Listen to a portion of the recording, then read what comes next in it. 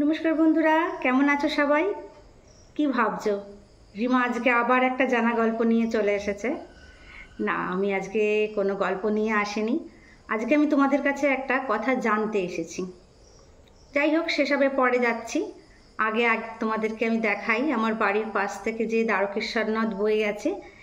এই বর্ষায় সেই দ্বারকেশ্বর নদের রূপ কেমন হয়েছে সেটাই একবার আমি তোমাদেরকে আগে দেখিয়ে নিই, তারপরে আসছি অন্য কথায়। হ্যাঁ, দেখে নাও।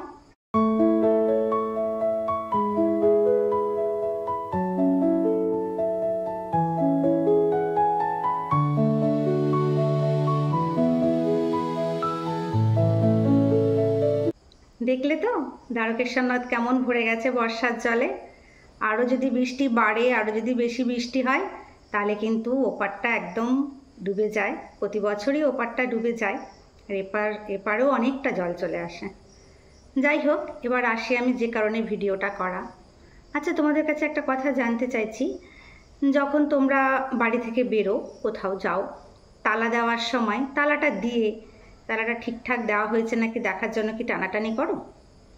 বা ধরো খানিকটা চলে গেলে মনটার মধ্যে হচ্ছে তালাটা ঠিক করে দিলাম তো, আবার ফিরে এসে দেখলে তালাটা ঠিক করে দিয়েছো কিনা। অথবা ধরো চলেও গেলে, যেখানে গেলে সেখানে বলো কোনো অনুষ্ঠানে গেলে বা কোথাও ঘুরতে গেলে, কিন্তু মনটা সেই পড়ে রইল, তালাটা ঠিক করে দিয়ে রেখেছি তো। এটা তোমাদের হয়? কিংবা ধরো গ্যাসের গ্যাসটা সিলিন্ডার থেকে অফ করেছি তো, এই অসুবিধাটা কি হয় তোমাদের? আমার এককালে খুব হতো, জানো তো।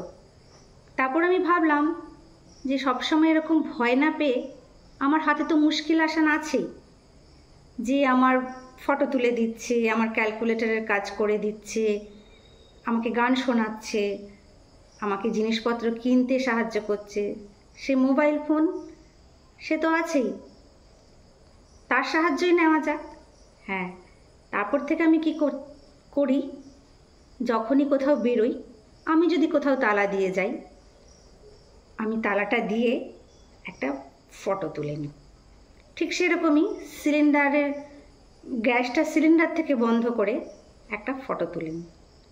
এবার যখনই কোথাও গিয়ে মনটা খচখচ করে, তালাটা ঠিক করে দিয়েছি তো, সিলিন্ডারটা ঠিক করে আটকেছি তো, তখন আমি ওই ফোন খুলে ছবিটা দেখে নিই। ব্যাস, আর চিন্তা থাকে না।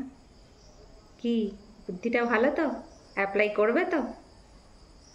আর আমার চ্যানেলটা সাবস্ক্রাইব হবে তো? ঠিক আছে।